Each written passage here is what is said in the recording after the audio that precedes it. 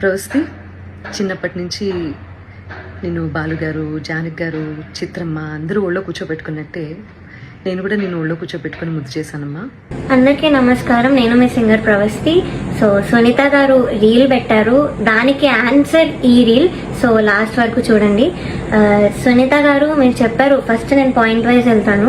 So first point ఏంటంటే మీరు చెప్పారు చిన్నప్పటి నుంచి చూస్తున్నాను, ఒళ్ళో కూర్చోబెట్టుకున్నాను అని చెప్పారు. ఇప్పుడు నేను ఎలా చేయాలి అని కూడా అన్నారు. సో లేదు, నేను ఇప్పుడు నన్ను ఒళ్ళో కూర్చోబెట్టుకోమని నేను అడగలేదు. నాకు ఆ minimum respect as a human, as a singer ఇవ్వమన్నాను.